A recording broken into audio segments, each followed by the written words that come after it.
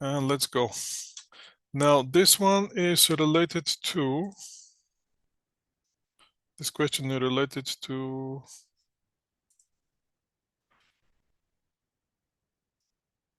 sell or process further type of question, which sells or process further is going to come to the final. So let's see how we're going to approach this type of question. Now, obviously, we're going to have a joint product, and joint products, we have to see, shall I process it further or sell it as it is? The decision rule here is we only processing further the one that can generate more incremental income compared to what we're doing right now. So what we have to do, we have to compare the additional income that we're going to get and the additional cost that we have to incur in order to get those one. So in the joint process, let's see, joint process operation, this company manufactured 3 grades of sugar from the common input, which is common input is sugar cane. Joint process cost up to the split off point is 40,000 per year. Obviously, in those type of decisions, since we're making decision for the future, any past cost is not considered for our decision. The company allocates this cost to the joint product on the basis of those total sales at the split off point. These sales value are as follow. Now we have, since we have all those 3 type of grades of sugar, those sales value are as follow. We have raw sugar, which we're selling for 20,000, brown sugar, we're selling for 20,000, and the white sugar, we're selling for 21,000. Each product may be sold at the split off or processed further. Now, the additional process requires no special facility. Now, the additional process costs here, the additional process costs that this company is going to incur, and the sales value after the further processing of each product on the annual basis are shown below. So we have this additional process cost, additional sales value.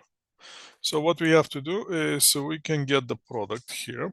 So let's see the requirement. What's the requirement here? What we have to do? The first requirement is to compute incremental profit and loss of each product. So how are we going to approach this process? Obviously, we need this the beginning information with the number of products. After we have that one, now I don't like it in this way. So what I'm going to do is I'm going to paste it a different way.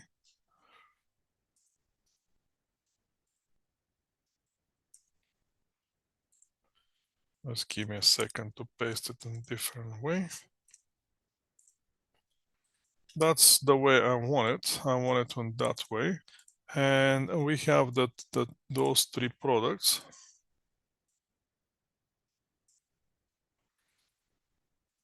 Where this one disappear?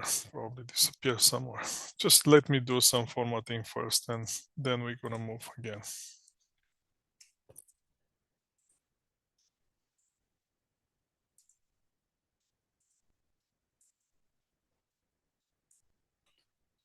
So I'm gonna work this way.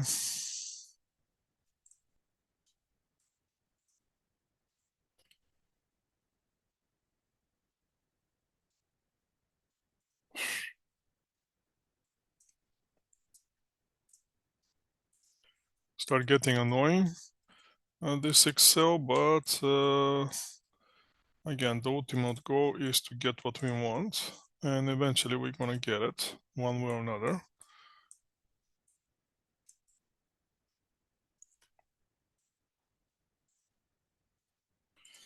Okay, I have those three products. Now the next thing what I have to do is how much additional sales value I can sell it for. That will be my new sales value. And the raw material I can sell it for 40,000. The brown sugar I can sell it for 35,000. And the white sugar I can sell it for 41,000 again.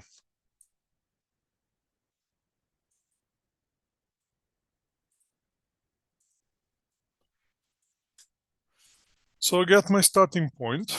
So what's the next thing that I need? I need the old sales value or current.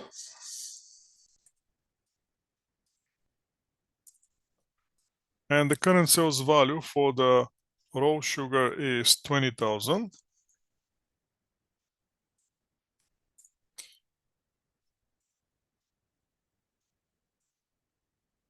For the brown sugar is 20,000. And for the white sugar is 21,000. At this point, once I get those once I get this current, I'm going to say the additional or incremental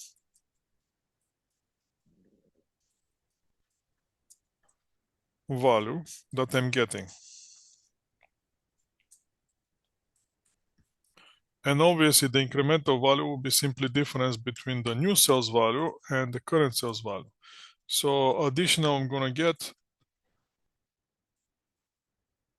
20,000 if I convert it to, if I process it further. On the brown sugar, I'm going to get additional 15,000 and the white sugar, I'm going to get additional 20,000. Now at this point, what I'm going to do is how much is my additional processing cost.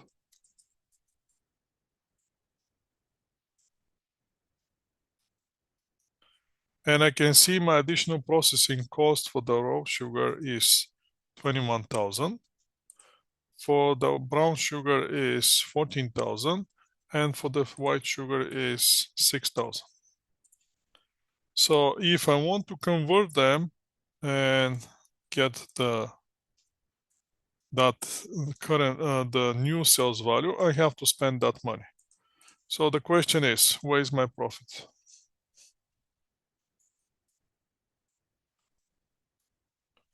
Or additional cost. Here, my profit is the incremental value, the additional sales value that I'm getting, minus the additional processing cost.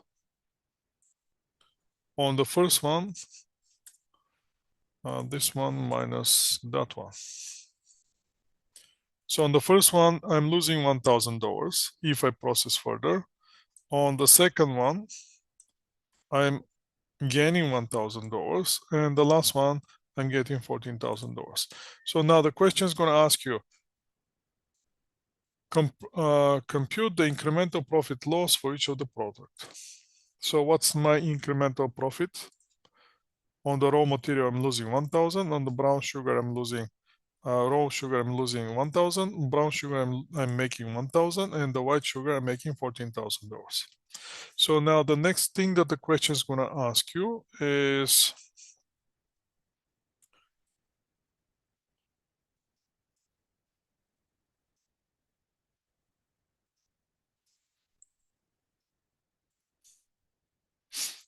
which product or products should be sold at the split off point?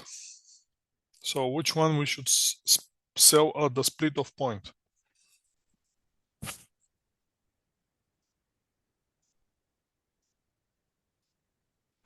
Raw sugar. Raw sugar. Okay. And the next thing that's going to ask you is which product we should process further? Brown and white sugar. Brown and white sugar. And that will be the question that you have to do. As you can see, this question is not so much challenge, but at least give you some idea how to do the calculation for this type of questions. Let's do one for the utilization of the constraints. That will be a little bit more interesting question. So for the utilization of constraints, let's move to the new question here.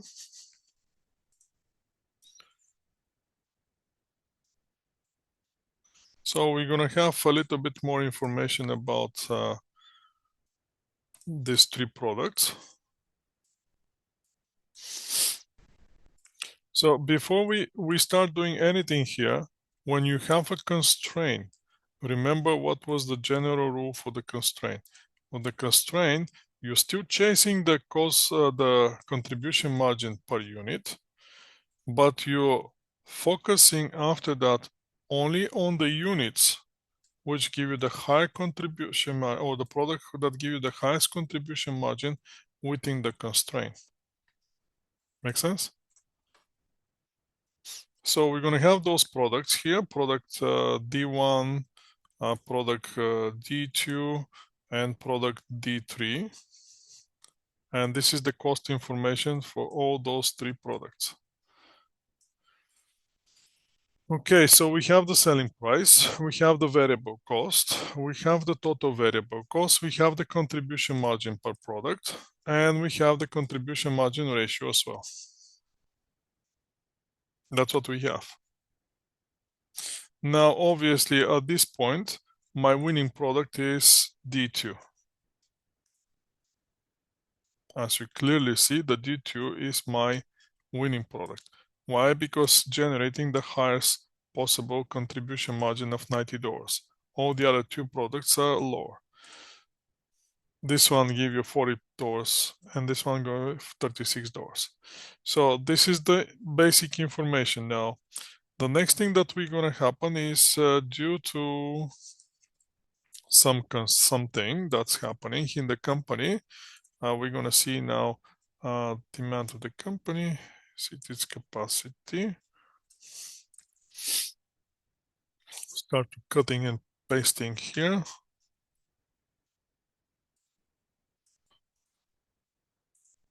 See if that's gonna be enough. Yes, that's gonna do it. So basically here what's happening is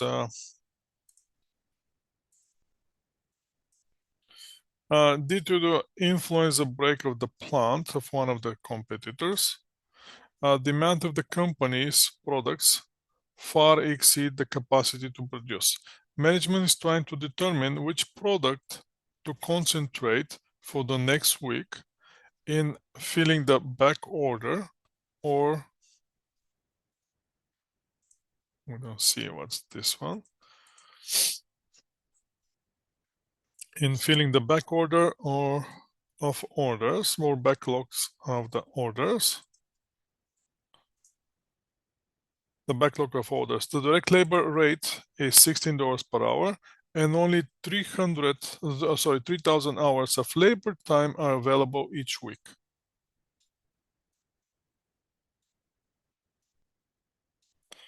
So, how are we going to approach this question? Is there a constraint that we have?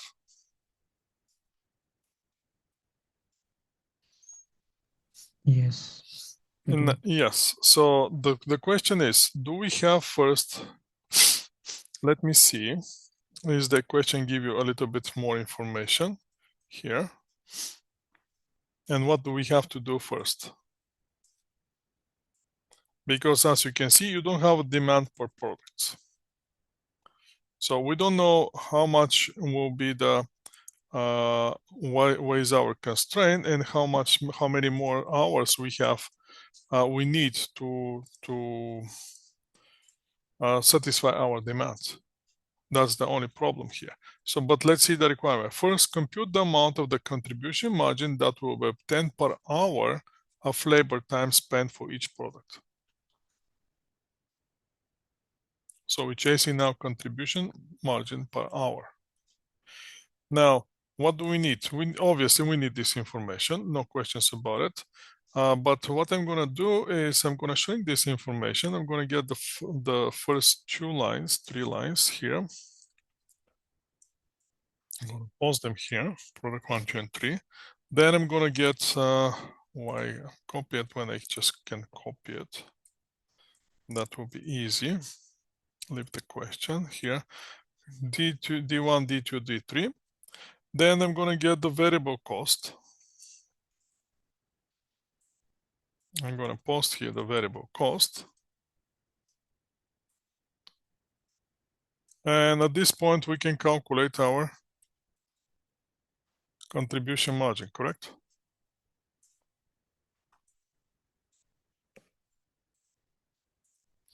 My contribution margin here per product will be equal to this one minus that one. So the first one give me 36, the second one is going to give me $90, and the third one is going to give me $40. That's my contribution margin in dollars. We already know that. Now the question is, what's my contribution margin per hour? In order to do that, what do we need? Obviously, we need the direct labor. We're going to copy the direct labor cost. And the next thing that we need is how much is the direct labor rate?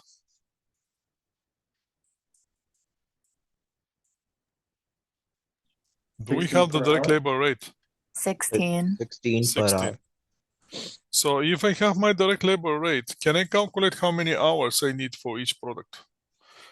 Yes. Yes. Do I need to get the, do they need to give me the hours?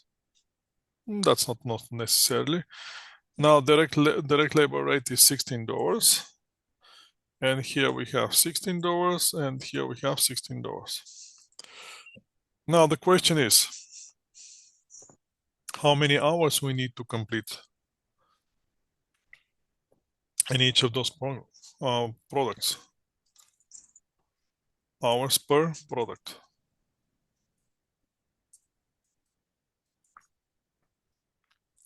Are you guys with me? Do you understand what I'm doing? Yes. Yes. Once we get the hours per product, then we can easily calculate how we're going to get it. We need to divide 24 by 16. 24 by 16. Cost divided by hours. And I get 1.5 hours to produce product 1. 3 hours to produce product 2. And 2 hours to produce product 3. At this range, which is the product that I need less possible hours? Product 1. Product 1. So now what the next thing is, I need to get the contribution margin per hour. How can I get the contribution margin per hour? Contribution margin divided by the hours per product. Okay, so we're going to get 36 divided by 1.5. Yes. Okay, so that's going to give me $24 per hour. Next one's going to give me $30 per hour. And the last one's going to give me $20 per hour. Make sense? Yes. So as you can see, in this case, as we can see, the product with the originally highest contribution margin, which is product D in this case, still the highest profitable product in our scenario with the highest possible contribution margin, even within the constraint.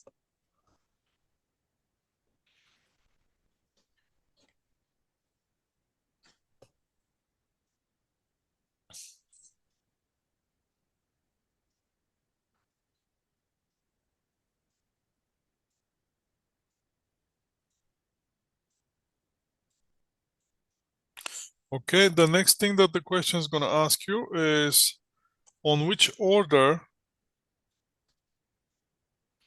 will be recommended to the company for the next the order of the product 1, product 2, or product 3.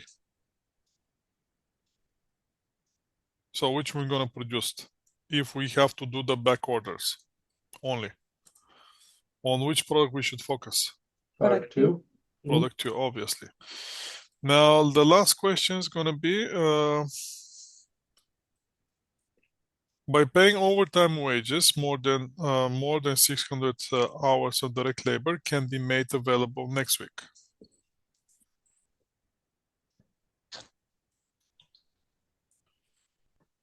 Now the question is,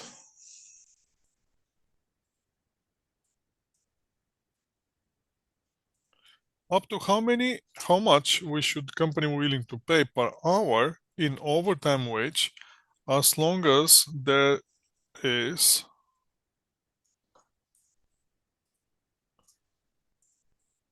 unfilled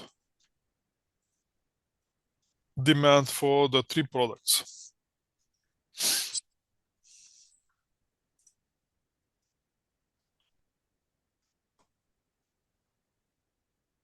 Shouldn't this be the lowest contribution margin of the product plus the minimum wage? So 20 plus 16. That will be probably the correct answer.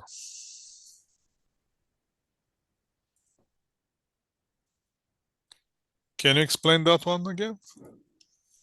So it's the lowest contribution margin per hour per product, which is product 3, which has a contribution margin of 20. And then you add that to the minimum wage, which is 16, so you get 36 labor cost per hour.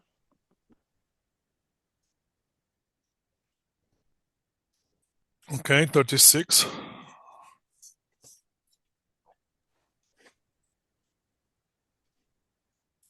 That will be the minimum wage, right? On the minimum, but how about if we have demand on the highest contribution margin product? It's 46. Then it would be 46. 46. How about on the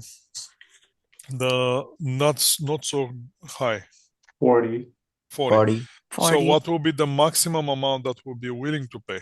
46. 46. 46, right? So what you have to do is, once you have all those calculations, once we have the contribution margin per hour, that those numbers I needed as a value.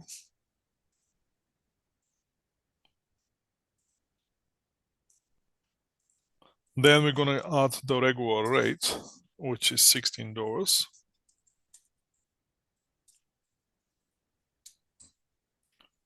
In this case is $16, and here is $16, and here is $16, and we're gonna see what will be the maximum amount of those two. Here's gonna be 40, here's gonna be 46, and here's gonna be 36. So the maximum that we'll be willing to pay is $46.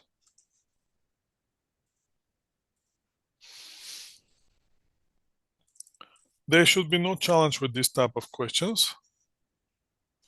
I would expect no challenges this type of questions. Let's give you another one. We already did the special order, right?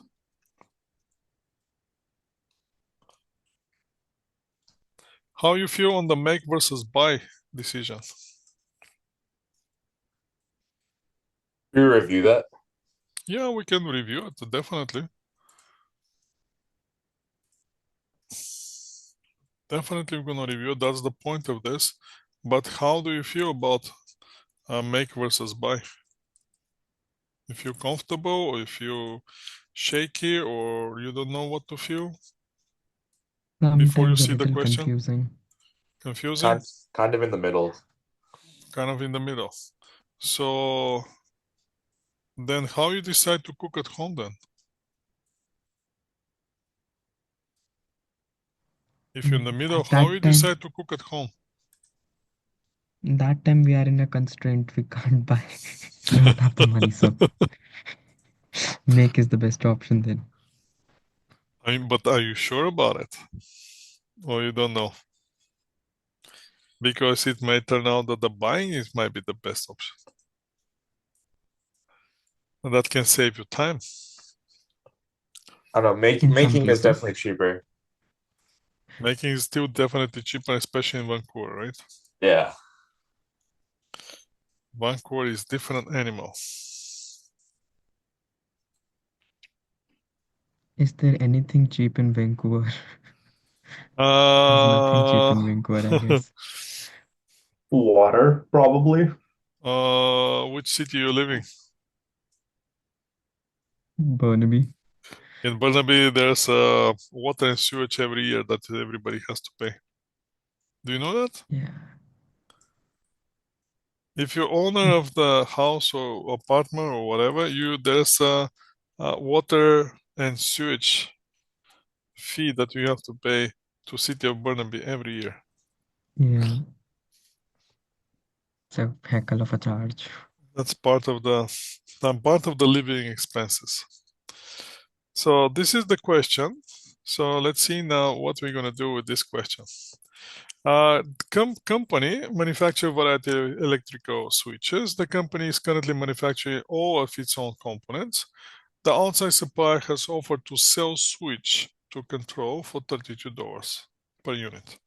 To evaluate this offer, current control has gathered the following information related to the own cost of the producing the switch internally. So if they do it internally, this is the cost that they come up with. They come up with it costs them $49. Now, from those $49, what we see here, we have a star. One star. First, 25% is manufacturing overhead traceable cost. 25% is supervisor salary. 75% of depreciation of the special equipment. 75% depreciation of the equipment which has no resale value. Fixed manufacturing overhead common but allocated. So that's a common cost, but even though it's a common cost, it's still allocated to this product. Is $16. So now the question is, if this company decide to stop this product, how much the company can save? So the question here is going to ask you is, assuming that the company has no alternative use for the facility now being used to produce the switch, compute the total cost of making and buying the parts. Now we have to get the total, not the per unit, total cost of making and buying the parts. So let's go and start doing our calculation.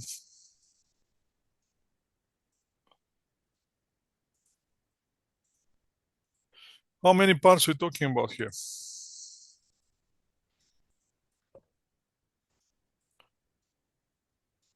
12,000. 12,000. So number of the parts, number per unit. Let's go with this one. I'm gonna copy this, I'm gonna flip it here.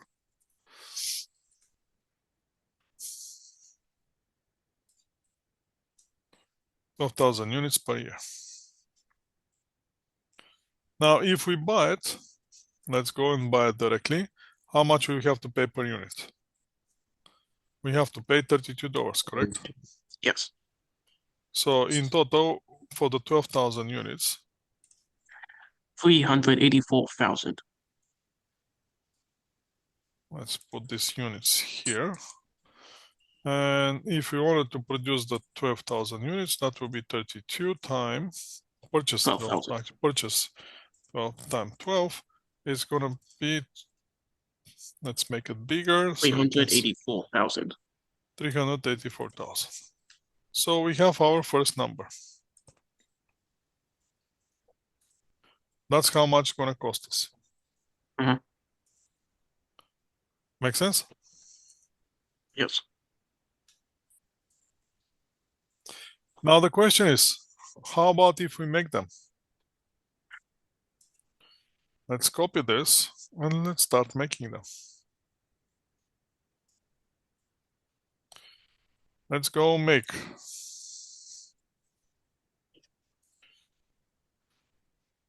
This one obviously will be First, if we have to make it, do we need Direct the direct materials. material? Do we need the direct Yes. material? Yes, Yes. we need it. Yes. What will be the cost for the direct material now? $12 per unit. $12 per Right. unit. $12 per unit. That's not going to change. Next thing. Do we need direct labor? Yes. Yes, we need direct labor. Sadly, but we need the direct labor. How much is that going to cost us? 10. 10 per $10. unit. Next thing. Do we need variable overhead if we produce them?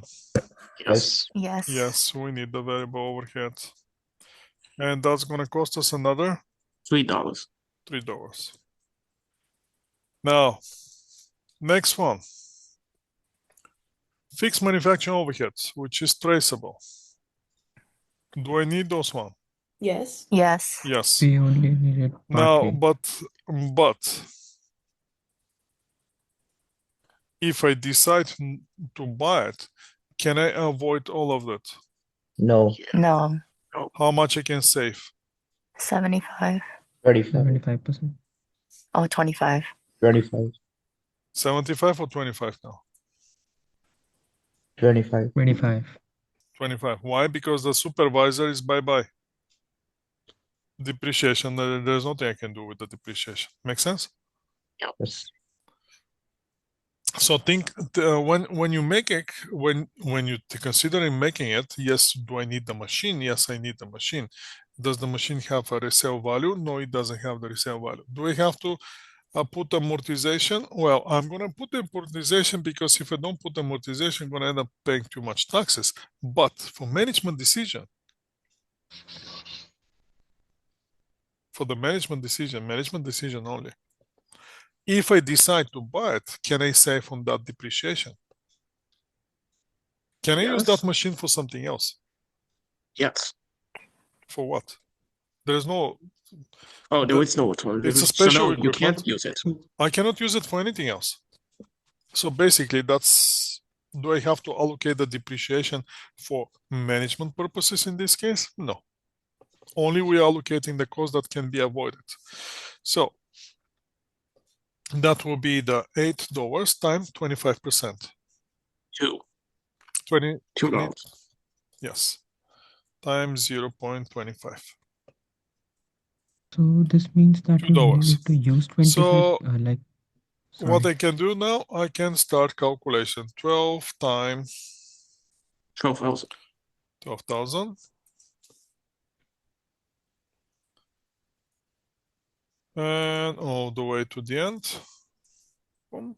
And my total cost will be 324.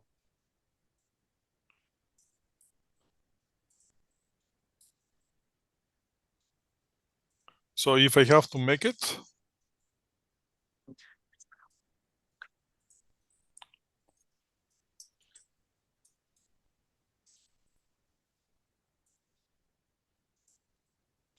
$27 per unit.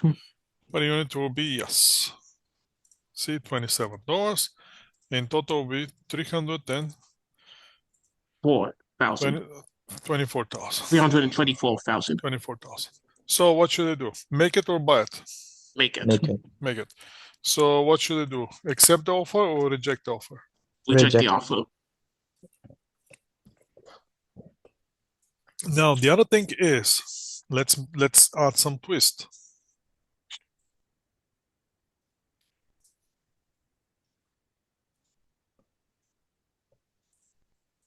And the twist will be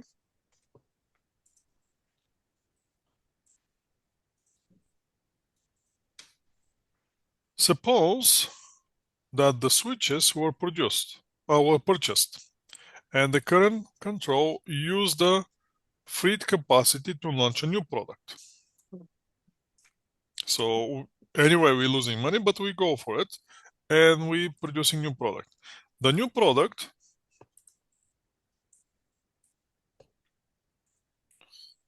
sorry, not this one, this one. Now the segment margin of the new product will be 78,000 per year. How about now? If we have to make the same calculation now, where it's gonna be? So what we need? We need direct material, right? Yes. We need the direct labor. We need the variable cost. We still need that fixed portion. Yes. But if we decide to make it, we're gonna lose something, right? Yes. What we're gonna lose? The opportunity cost, right? Yes.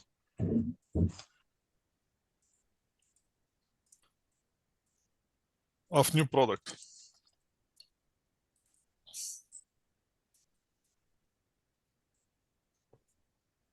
That will be in total 78,000 per year.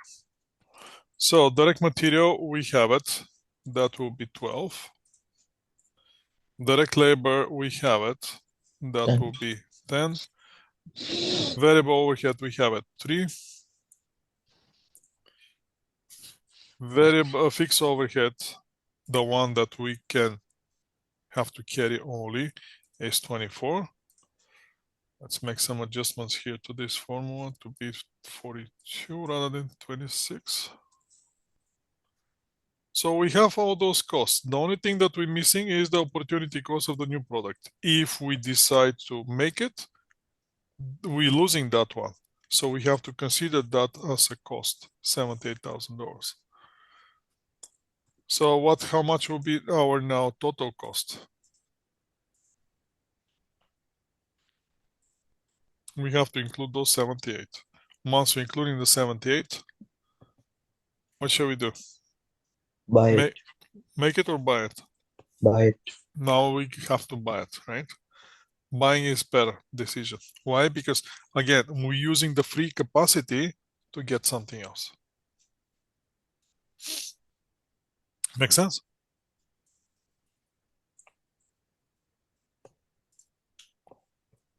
Are you guys with me? Mhm. Yes. Okay. Let's see what else left. How do you feel about those decision making questions?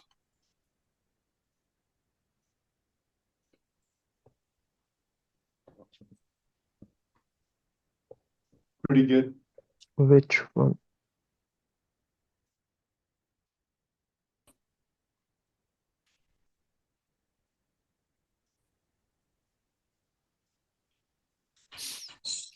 Okay, let's do one question here for eliminating the production line.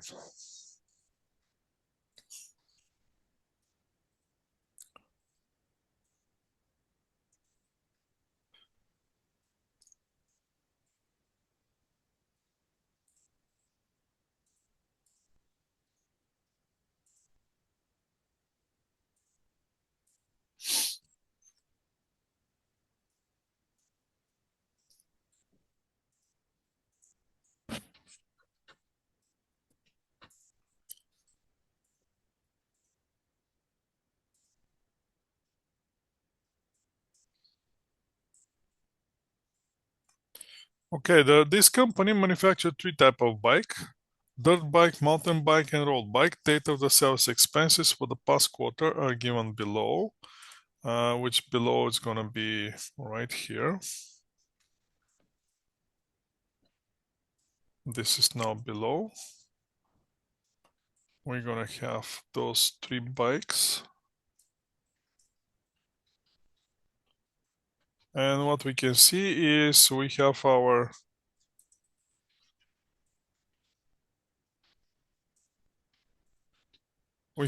revenue, we have our variable expenses, we have the contribution margin.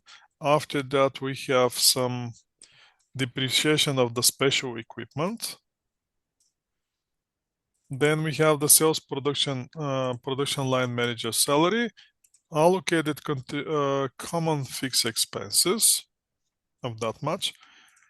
Total fixed expenses and the operating income loss of the company. So now the question is, we need a little bit more information here. First thing first, oops, not this one.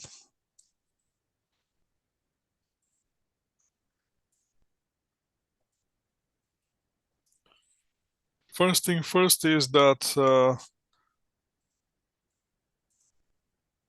this allocation is based on the sales dollars.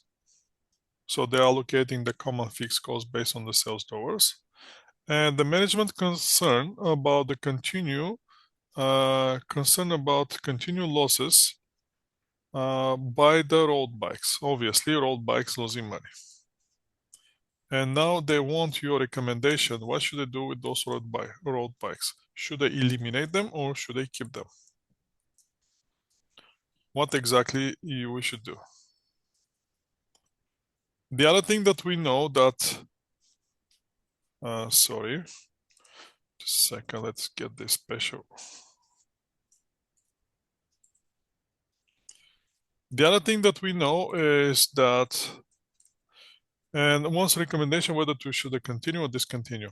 The special equipment, this is the depreciation of the special equipment that's used to produce the road bikes, has no resale value and does not wear out. So that means it cannot be used for anything else. The question is, shall we eliminate this one or not?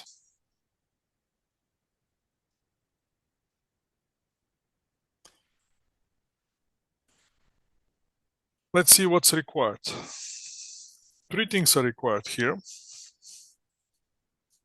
First thing is, what's the financial advantage, disadvantage per quarter of discontinued road bikes? So if we decide to eliminate these road bikes, what will be the advantage for the company? Second, should the production and sales of the road bike discontinue? And the last one, prepare properly format segment income statement that will be more useful for the management in assessing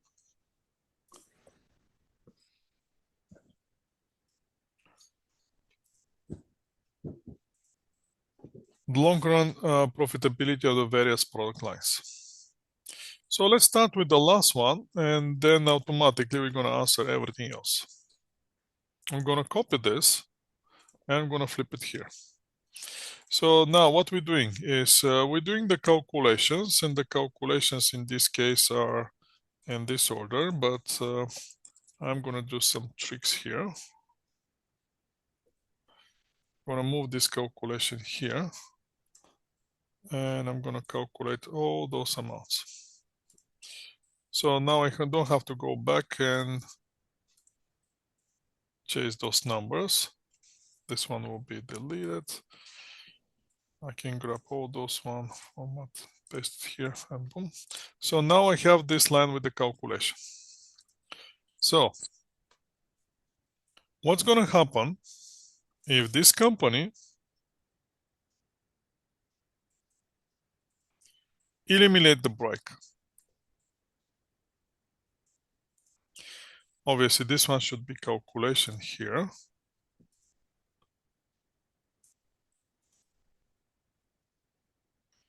But let's eliminate the bikes and see what's going to happen. Just simply eliminating the bikes.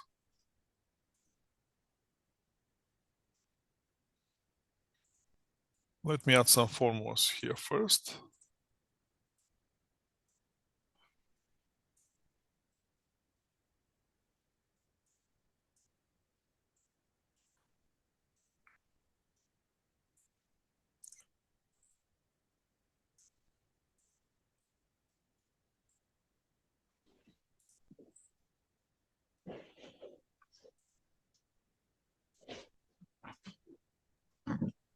Professor, you by mistakenly added the contribution margin. Yes. I'm gonna fix it right away. I'm wondering why the numbers are so high, which doesn't make sense. Okay, so thank you for paying attention. Okay, so there you go. This is if we eliminate, so let's say we eliminate completely these road bikes. What's going to happen with our operating income? It's going to go up or it's going to go down? What are you saying? It will go up. Definitely goes up. But is that true? Seems like it's true, but let's take a look. First, what was first? All allocation based on the sales doors. So those are the allocated common fixed expenses.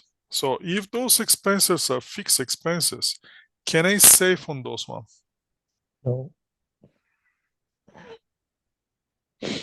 Hmm? Yes. What do you think? No. No. So what I'm gonna do? I'm gonna allocate those 60,000 between those two products, correct? So allocation will be here will be let's see what's the percentage here of the 60,000. That will be 90 divided by 90 plus 150. So 38% is gonna come here as a percentage. If I'm basing on the percentage, and that will be 1 minus that one. So basically what I'm gonna do, I'm gonna allocate those 60,000 time this percentage. That cost gonna come here, and here I'm gonna have 60,000 time, no, not there, sorry, my mistake, not this way. Let's go back.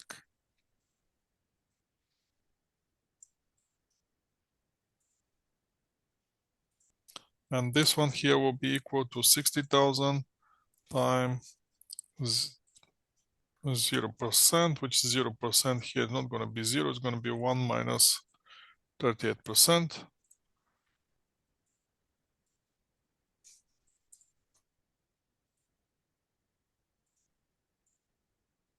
So I cannot save on the bottom line is I cannot save on the this common expenses. I'm still gonna have to carry those common expenses with me. Make sense? Yes. Now the other thing is this depreciation, the special equipment, has no use for me.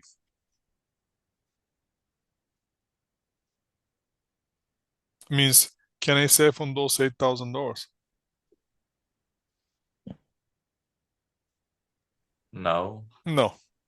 So I can still adding those $8,000 since I cannot save it. I'm going to carry it with me. So where am I now?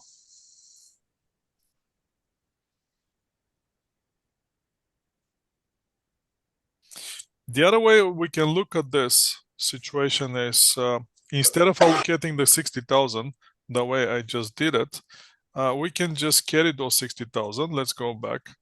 And that will be one way to allocate it as a percentage. The other way to look at the point is once we come to this point that we're saying that we're making money, the question is, can I avoid those $12,000? I can't. So 12,000 still gonna stay. Even though I'm not producing anything, that's cost gonna stay with me. The other thing is depreciation of the special equipment. Can I avoid that cost? No. No. So that's gonna stay with me as well. So if those two costs stay with me, but I'm losing the contribution margin of this, everything else is I can avoid any other cost. Those are the two costs that I cannot avoid. Where will be my operating income? What's the difference now? Be less by 20,000. So my current 1,000 minus my previous, 11. I'm losing $11,000, Yes. right? If I eliminate this division, I'm going to lose $11,000. So should I eliminate this division? No. No. And what will be the appropriate format now of this statement for management purposes? If I want to make this appropriate for the management purposes only, what I have to do is I have to stop allocating the depreciation here, and I have to stop allocating those one to the divisions. They're still going to be $60,000. Don't get me wrong, but that will be common cost now. And that's going to change my picture eventually. But I have to plug the formulas in order everything to work.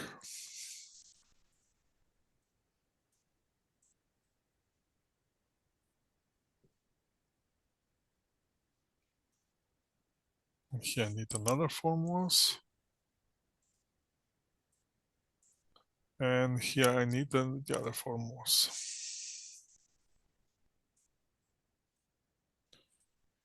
And now we can make a decision based on our results, not before. Make sense?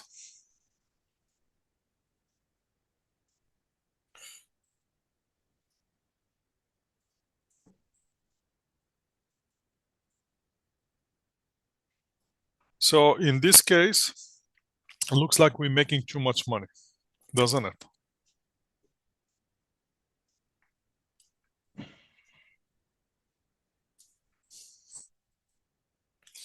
So, but we have to stay with the $32,000.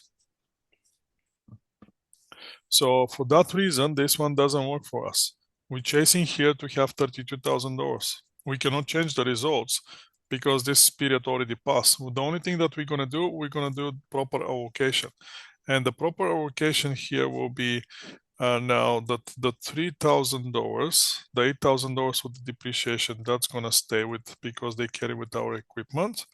But in this case, we're going to insert here something, and we're going to move this line right here. So what I'm going to have is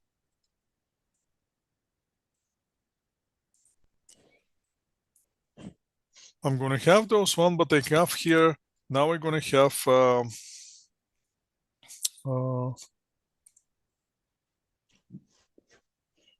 segment margin.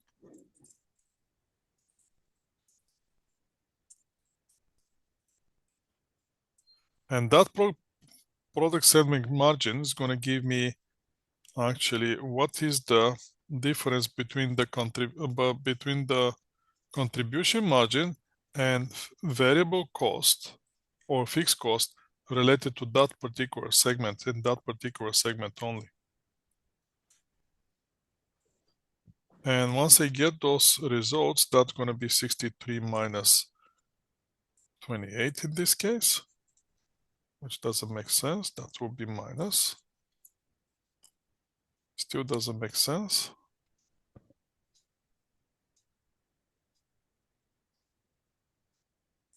Let me see what's the formula here. That will be better. And now I can see where my formula are. That will be still going to be the total. It's going to be equal to this total here. Let's get a different way.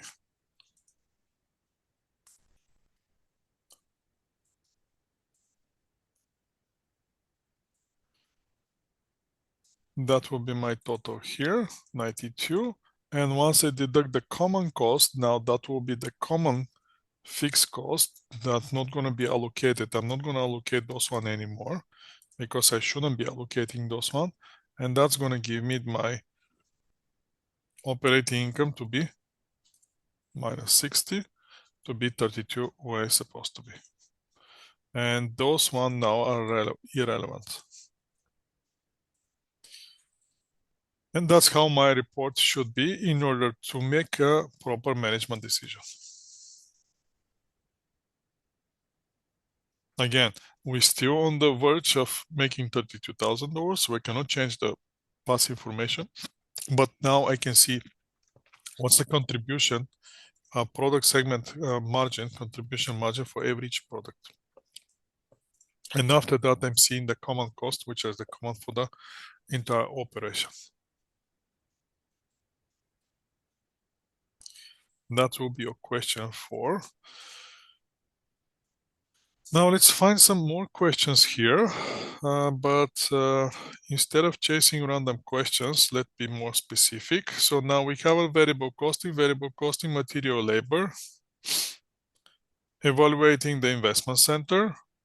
I told you the other question, which I'm not going to show you, but I don't expect you to have problem, is you to identify based on the information provided, what kind of responsibility center are we dealing with? Are you dealing with the cost center? Are you dealing with the profit center? Are you dealing with the investment center?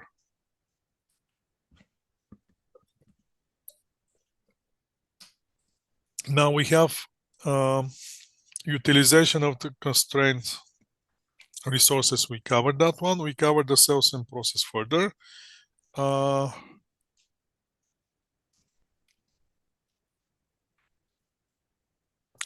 Schedule of expected cash collection. That one I'm not going to give it to you because you already have a schedule for the expected cash collection from the case.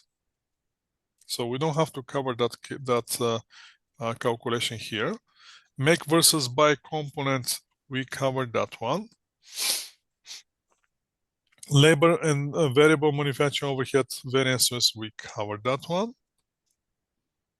The last one that left, which I want we to cover, is the preparing of the flexible budget. And that will be from chapter 9. So let me move to chapter 9.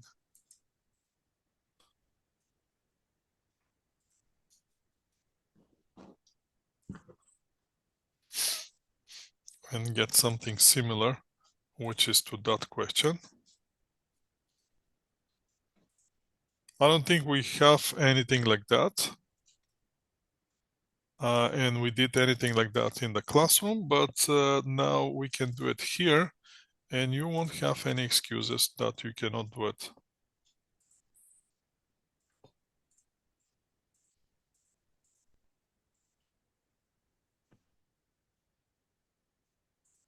On your exam.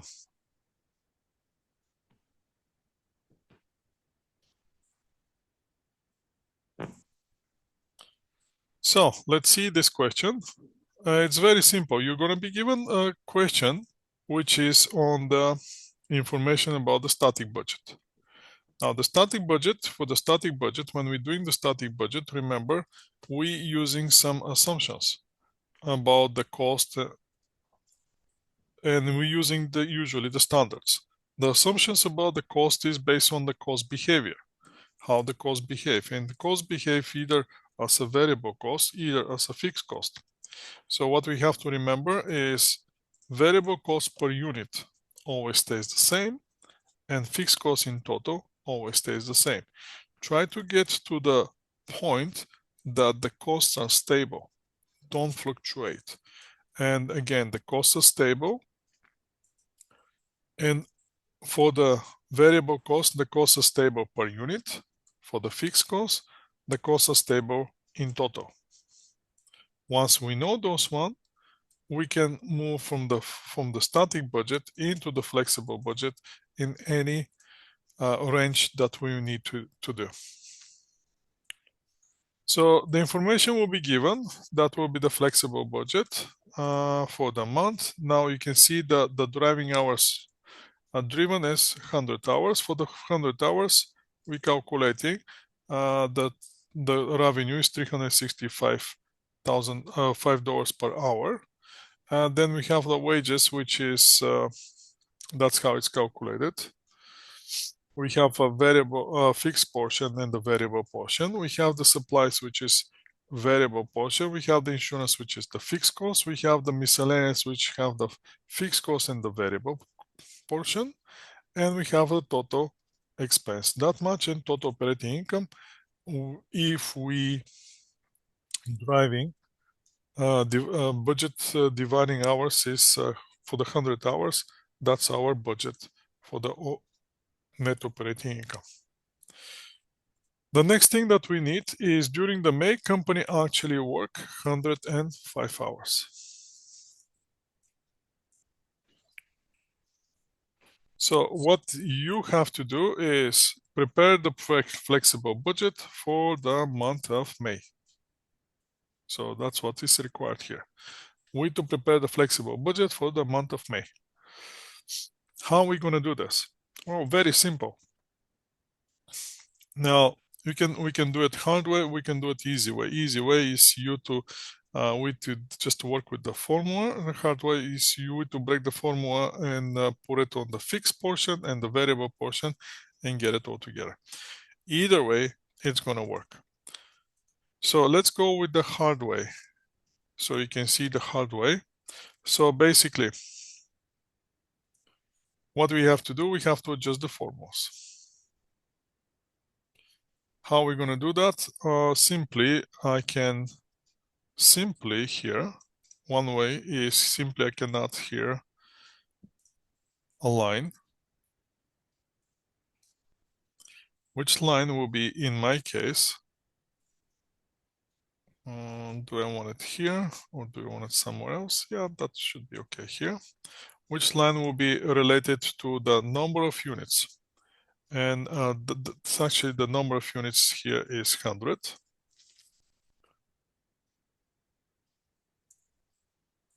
100, and then we're going to have the 365 is my selling price. Then the variable portion is 125 here. I want everything to be line the same direction. Here I'm going to have $3 per unit.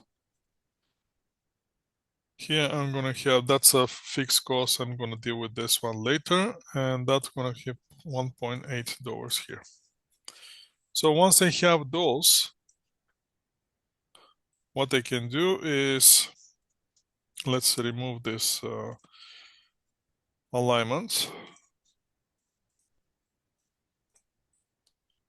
Once I have those one, that's not in the same direction. Let's put only one, I guess. And that should be do it. So once I have the variable portion, what I can plug is I can plug here the fixed portion. And the fixed portion here will be $8,000. For me, here will be, I can move those one in the decimal area like this. Now this one will be fixed portion only. That will be the, variable portion only. This one will be 3,400. That will be my fixed cost. And the last fixed cost that I have to deal is $630 here.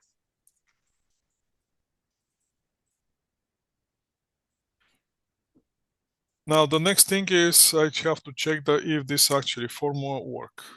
If everything that I'm doing so far actually works. How I'm going to do that? By simply testing everything. And that will be done. Very simple. Now this one will be equal to 365 times 100. 365. Then I'm going to have here, it's going to be equal to, I'm going to have a brackets here, which will be 100 times 125 plus 8,000. Then next one is going to give me 100 times $3. The next one is going to give me, obviously, that will be fixed cost, that will be equal only to that one. Next one will be calculation of 100 times 1.8 plus 630. Then I'm going to get the total cost, which will be equal here of sum of all these numbers. And the last one will be simply my revenue minus total expenses. There's a discrepancy. Let's see from where that discrepancy coming from. 300, 340, 840, 3650.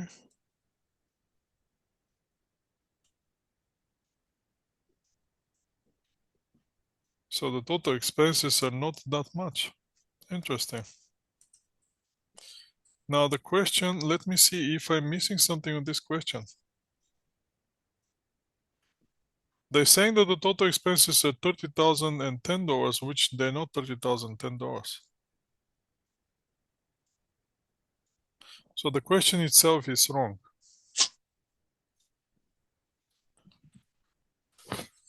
Interesting. I never seen anything before like this before. Make sense? It doesn't make sense to me, but that's what we're facing here, people. So anyway, let's ignore that mistake and let's keep going with our calculation, and let's see if we following our calculation, are we going to get the right numbers based on the answers? And if we don't get that one, then I'm going to change this question, because I don't want to give you a question which is wrong.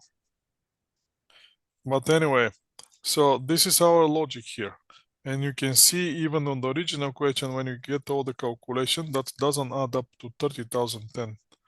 We're missing 6,000 somewhere.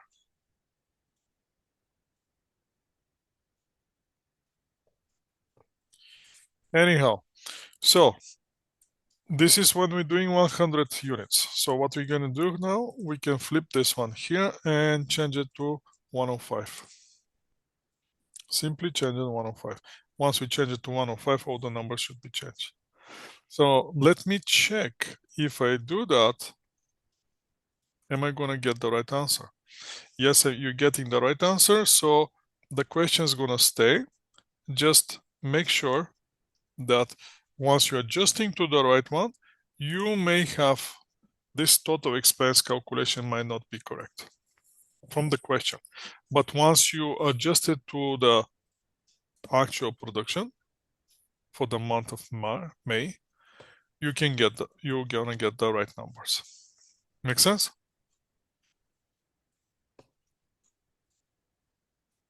Do you understand what's happening? Yes. Yep. So at this point, once you have it here, once you have this calculation, you can do whatever you want. You can change the number of units. Like you can go to 500. What if the 500, what's going to happen? What is going to happen if it's 500 units? And you can keep playing with the numbers. So what you have to do is just don't forget, break it on the variable and fixed portion on the, here on the calculations. Because on the question is going to be given what is the, every time when you see the steady number, that will be the fixed cost. Every time when you see dollar amount time Q, that Q is the budget dividing hours. And that should solve your problem. Now, that's pretty much everything that is it, you know. Let me see, is there any other is there any other question that might give you trouble? Think about it and let me know.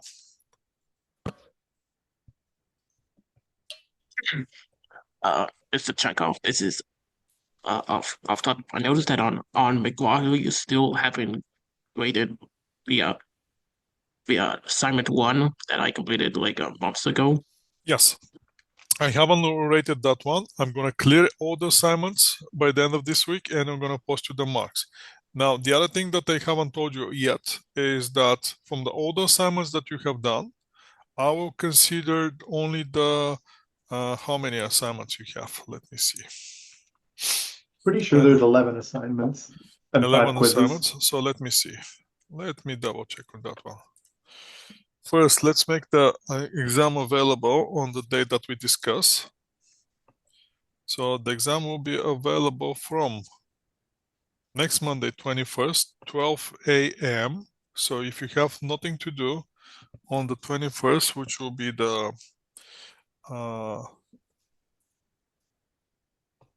Easter Monday.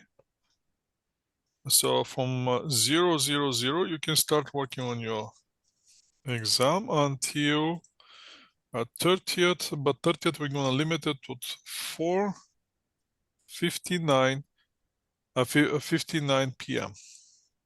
At 4:59 p.m. the exam will be over. Just to let you know. Also, regarding the case assignment, you said when you said like one semester per group, does that mean like only one person submits the assignments for the entire group? Yes, only one person per the group should assign it, but then you have to have the name of the people on the group. Okay, and right? If I have and the name of all the people in the group, then my life is easy. So yes, you have the 11 assignments. So what I'm gonna do is I'm gonna get 9 of your best assignments. We actually have 10. It's 10. miscounted. There's technically no assignment 6. There are 10 6. assignments. Yes, there's no yes. So 10 assignments. So out of 10 assignments, I'm gonna get the best of 8. okay. Right? That's how the assignment's gonna count. I'm gonna get the best of 8, and you're gonna get your marks. Are we doing that are we getting all our quizzes as well, or is it like best 4 or 5? Sorry?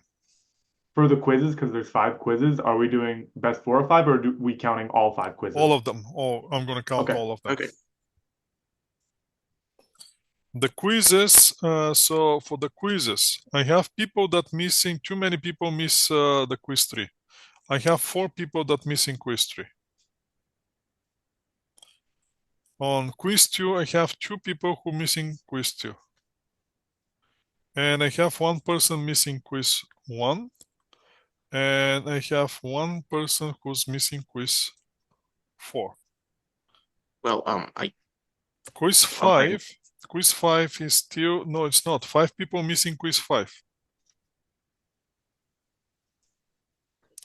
And that's a huge chunk of people. So for the quiz 5, what I can do is I'm gonna make some adjustments there. I would like to let you know that I'm checking my Mario Bates, and I have completed all of the assignments and quizzes on it. Awesome. So for the people who misses quiz 5, the quiz 5 will be open until end of today. So please make sure you complete your quiz 5.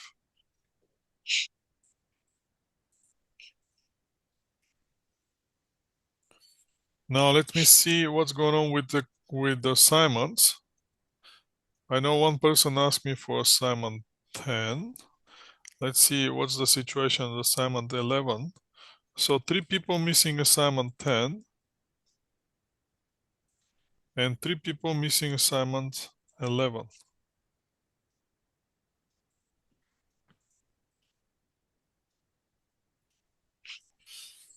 So those people, if they want their assignment to be available, let me know, please. I can make it available for you. Yeah, Professor, please, can you make assignment 10 available? Assignment 10 available.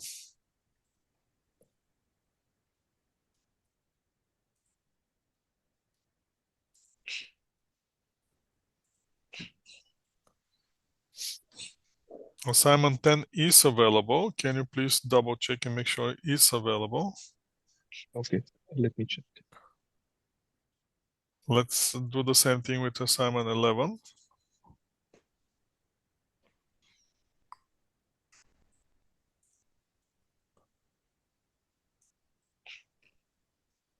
Yes, assignment 11 is also available with the late submission.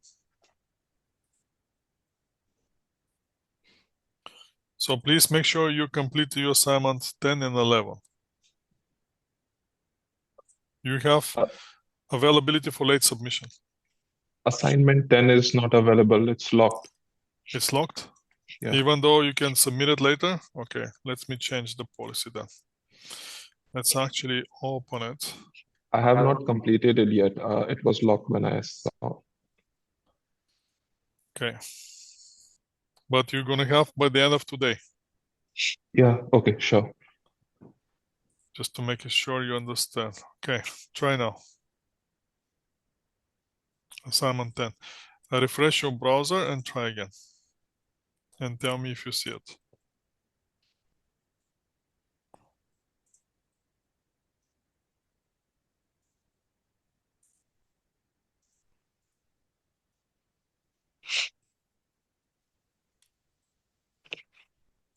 Yes, it's available now. Thank you so much. No problem. Same thing with assignment 12. 11 and 12, 10 and 11, sorry, assignment 10 and 11 are available. Now, the quiz 3, since I have 4 people which haven't done it, that quiz will be available by the end of today. So those people who haven't done the quiz 3, please make sure you go there and you actually complete that quiz 3. Again, will be available to the end of the day.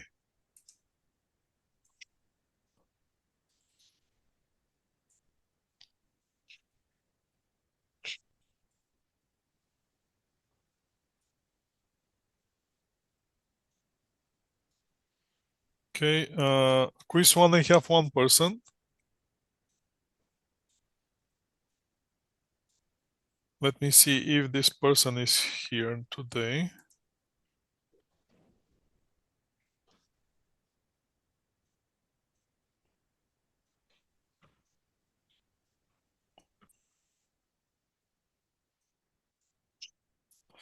No, I don't see that person here today.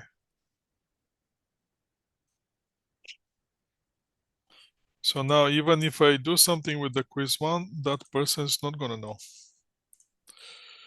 Okay, quiz 2. 2 people haven't completed quiz 2.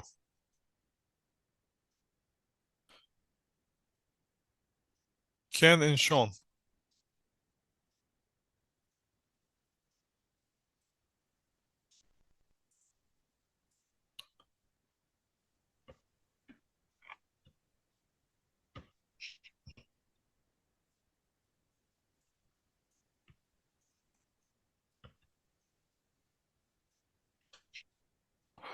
I don't see neither Ken, neither Sean here. Are you guys here? I'm looking for Ken Go and Sean Bati.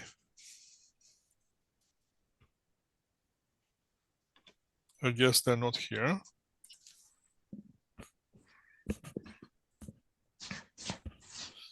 So on quiz 3, I have 4 people. Again, quiz 3 is open. On quiz 3, that quiz is open.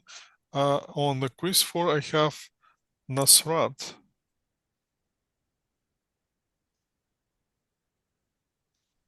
Secondary. Is Nasrat here?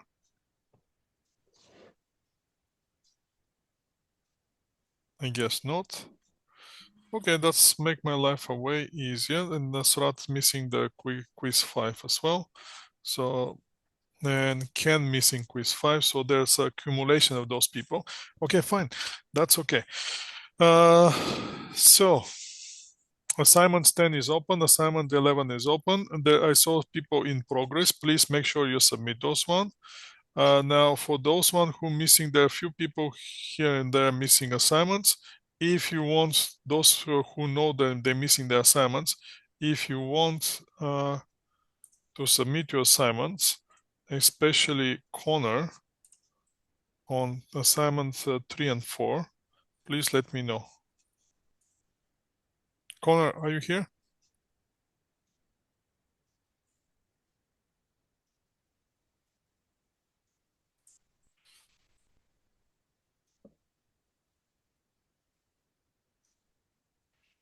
No, I don't see him. All right. Questions. I'm looking for questions, people. Tell me, is there anything else that bothers you? Anything else that you want me to discuss? I have a question. Yes. For the assignments, you said you're gonna take the top 8, Yes. but so we're able to redo them until we get 100%.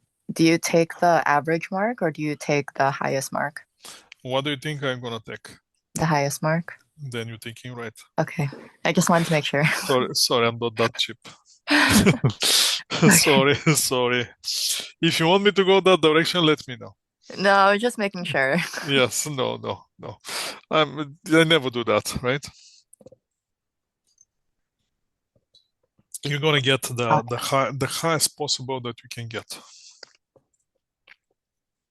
Okay, sounds good. I wanted to ask something, Professor. Yes, go for it. Since the final exam is comprehensive, what is the weightage of the concepts that we have covered before the midterm? So by saying comprehensive, so the final exam is comprehensive. But the question for you is, can you prepare the flexible budget if you don't understand the variable and fixed cost? No, we can't. No. So do I have to test you on chapter 3? Yes. No. Am I indirectly testing on chapter 3? Yes. But do I have to test you on the chapter 3 again? Not directly, No. but yeah. No. So on the decision of making versus buy, are you calculating contribution margin? Yes. Yes. Am I indirectly testing on chapter 4? Yes. Do I have to test you on chapter 4 directly? No. No. On the make versus buy, now you have a job order costing. Again, make versus buy. Yeah. Or special order. Now you have job costing order. Am I testing on chapter 5? Indirectly, yeah. Yes. But do I have to test you on chapter 5? Not directly. Not directly. So so you do understand the exam is comprehensive in terms of the knowledge That and the makes sense. concepts. But do I have to specifically test you now on the final exam chapter 4, 5, and 6 and 7? No. I already tested on those ones. So that's why the final exam is focused on chapter 9, 10, 11, 12. Right. Thank you so much for clearing that. So 8, 9, 10, 11, 12. So that will be 8 is about the absorption and variable. 9 is about the budget, which budget already been tested through the case. So on the budget side, the only difference that will be the moving from the flexible budget. That will be something new for you that we haven't done it. But once we did this example here on the Excel, you should be fine. The next thing is calculation of the collection. I don't think you're gonna have a problem for that. So that's why I'm not discussing that one here. Purposely, I'm not discussing it. I'm gonna leave it to the calculation that you have from the case. The chapter 10, you have the variances on the direct material, direct labor, variable overhead, and the fixed overhead. On chapter 11, you're gonna have 2 questions. One for the return on investment and residual income, comparing which projects should I reject, should I accept. And the other one will be the, I told you, responsibility centers, which is the cost profit investment center. Chapter 11, that's chapter 11. Chapter 12 will be decision making. And on decision making, I already told you that I'm going to give you a few questions on the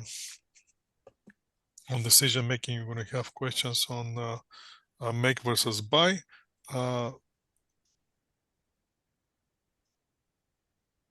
contribution margin within the limited resources, obviously,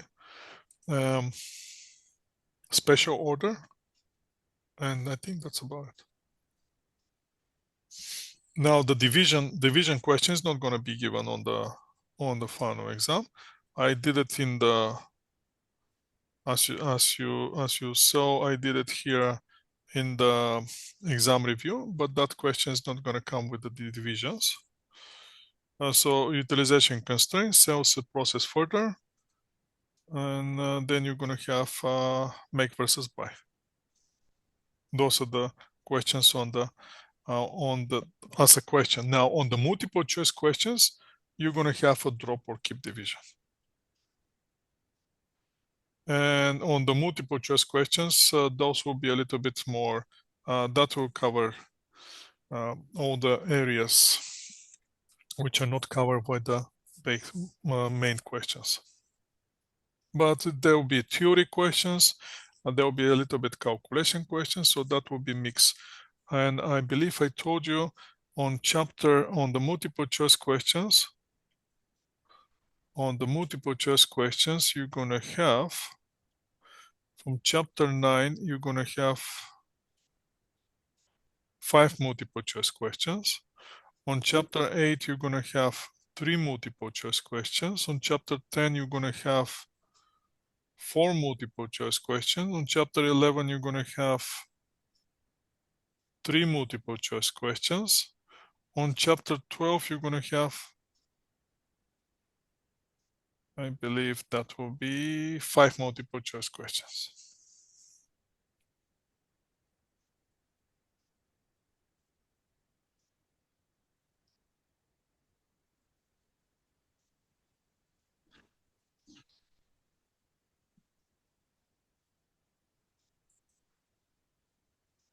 Make sense? How long do we have for the final? In terms of time? Yes. In terms of time, you're gonna have final for more than enough. 300 minutes. Okay. Thank you. That's more than enough. Quick question. Yes. Will there be questions about like the utilization of constrained resources? There will be utilization constraints resources. Yes, there will be a question about that. Yes. Okay, thank you.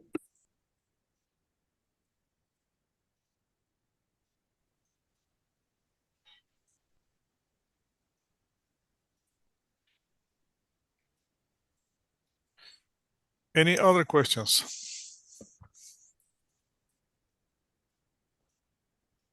No, I don't think so.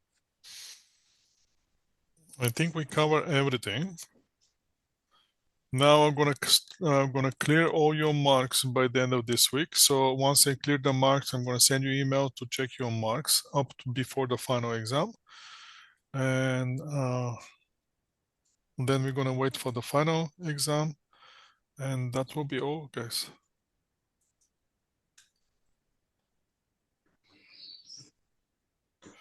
I'm sorry we have to finish the semester in this format, but that wasn't something that I was planning for. You've got nothing to apologize for. But I still have to apologize because, again, I'm always looking for my fault and if there anything I can do better, regardless what the other people are doing.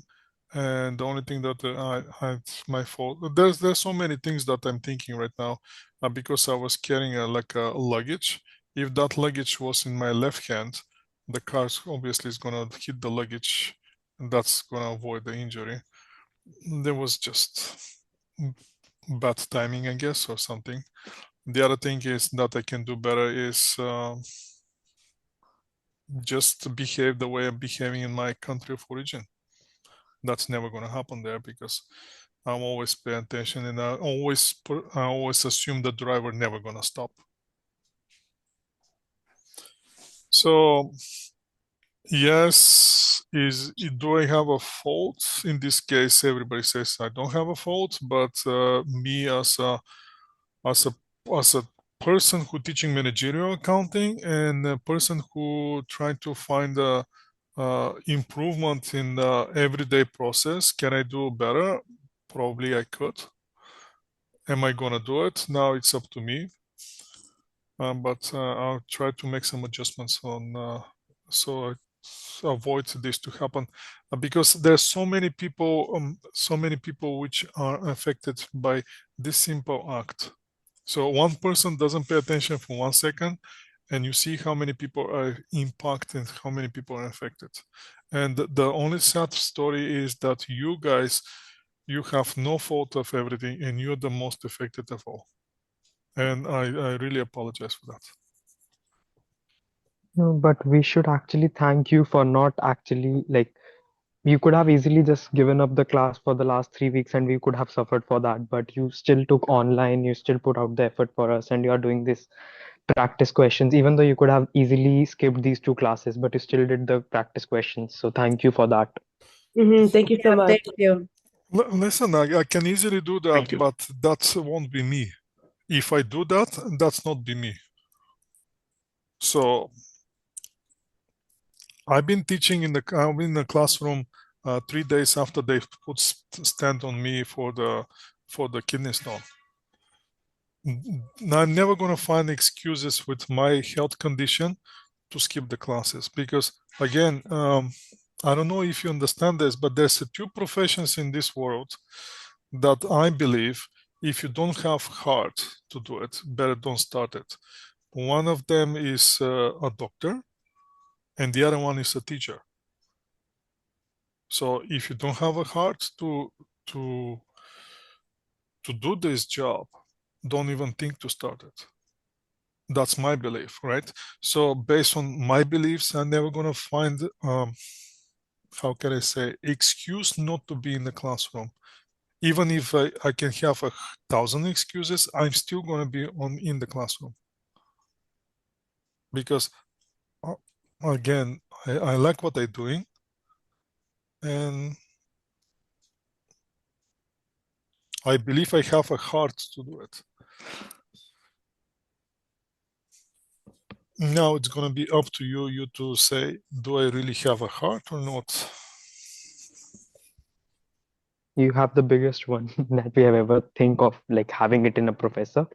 Most Yeah. of the professors are not that kind of, like you are very reachable. We can ask you questions, we can annoy you as much as we want, but you still reply. So I think that's the biggest quality we need in a professor, and you have it in like biggest of that matter. I totally agree. Thank you. We wish for your speedy recovery, sir. Yes, I hope for that one too, and there'll be mostly to be no complications after, right? That will be the outcome that I'm chasing. This one to be to recover on the 100%, and there'll be no further consequences, no further complication of this. If that's can be reached, that will be the best that can happen. But again, thank you for the semester. You've been a great class, great individuals. I'm sorry that we won't be able to see each other again in the classroom, and some of you will never be able to see you ever again in the classroom. But if you want to see me, you know where to find me. If you want to reach me later, you can always reach me if you need me for something. Yes, you can easily reach me. Again, you know where to find me. You have my email. That's what I was gonna say. We will annoy you over the email if we want to. So Okay. you are not getting rid of us that easily. We are gonna I annoy know. you, but we wish for your speedy recovery, sir. Get well soon, and thank you so much for the semester yourself. Thank So, you, guys.